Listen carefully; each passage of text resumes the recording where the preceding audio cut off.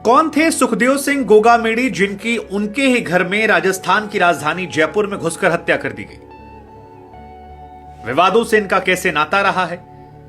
Lawrence Bishnoi gang ने कैसे इस हत्याकांड की जिम्मेदारी ली और कैसे उसके गुर्गे ने इनको दिन दहाड़े इन्हीं के घर में भिजवाकर इन्हीं के लोगों से चाय मंगवाकर पीकर 10 मिनट चाय पीकर गोलियों से भून दिया? क्या रिश्ता था इनका आनंद पाल से, या फिल्म पद्मावत के विरोध में कैसे ये सुर्खियों में आए थे?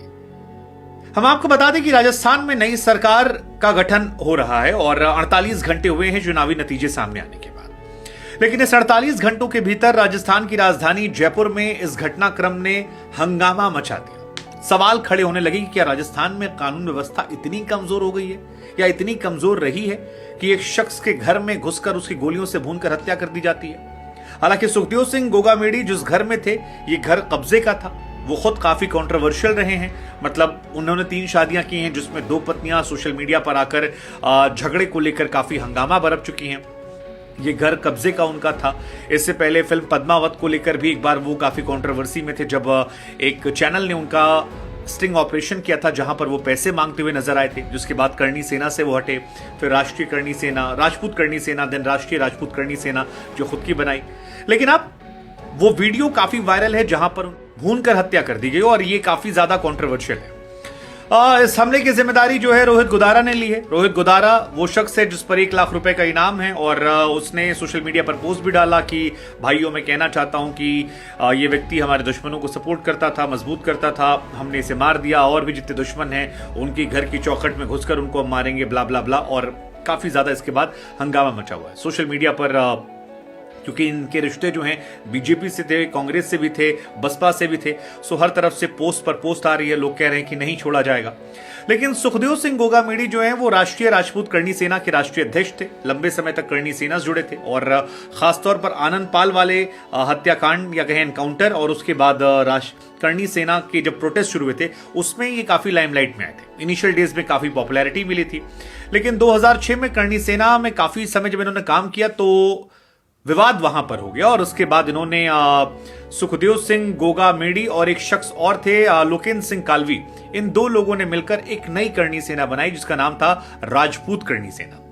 उसके बाद 2017 के आसपास इनका उनसे भी विवाद हो गया और कालवी से विवाद के बाद इन्होंने राष्ट्रीय राजपूत करणी सेना जो है वो उसका गठन किया और फिलहाल वहीं पर ये सारा काम धंधा देख रहे थे, संगठन संभाल रहे थे।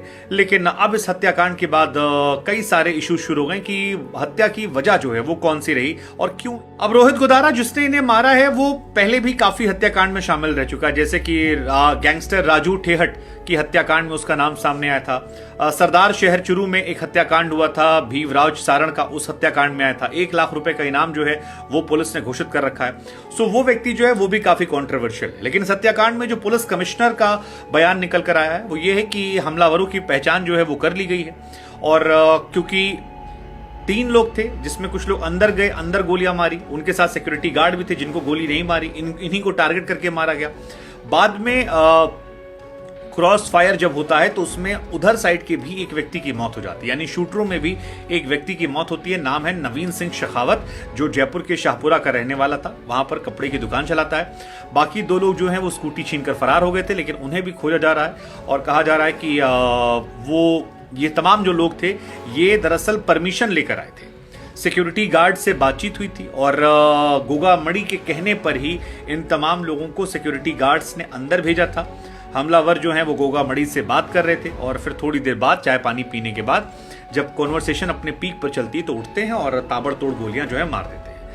वीडियो इतना खतरनाक है कि अगर आपको दिखाएंगे तो आपके रोंगटे खड़े हो जाएंगे, दहशत दिखाई पड़ती है। सुखदेव सिंह गोगामेडी पर जो गोलियां चली हैं परेशान करने वाला है। सीसीटीवी फुटेज जो है वो निकल कर सामने आया है। पहले एक फुटेज आया अंदर का जिसने सोशल मीडिया पर काफी सुर्खियां बटोरी, हंगामा बटोरा। फिर एक दूसरा वीडियो आया है जिसमें दिखाई पड़ता है कि सिक्योरिटी गार्ड्स को बाहर सुनाई पड़ा, जिसके बाद वो लोग थोड़ा साइड हुए और साइड में दिखने के बाद जब ये भागते हैं तो वहां से वो भी गोलियां चला देते हैं और उसके बाद इनकी उसमें से एक व्यक्ति की मौत हो जाती है जो इनको मारने आया था।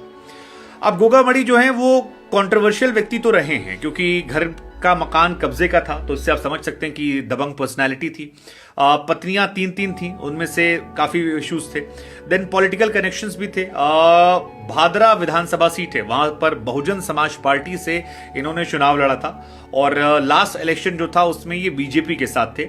इसके बाद इस बार अशोक गहलोत के करीबी व्यक्ति हैं धर्मेंद्र राठौड़, उनके साथ ये थे। सो अशोक गहलोत के करीबी होना, उसके बाद इनका डेथ होना, इलेक्शन के 2 दिन बाद होना, बहुत सारी चीजें जो हैं वो इनको लेकर चल रही हैं। इनको पुराने लोग जो थे वो सुखिया भी कहते थे, और सुखिया इसलिए कहते थे क्योंकि हनुमानगढ़ जिले में कोर्ट में सुनवाई चल रही थी जब ये कटघरे को फांद कर भाग गए थे, और उसके बाद से ही इनका नाम जो है सुखिया था।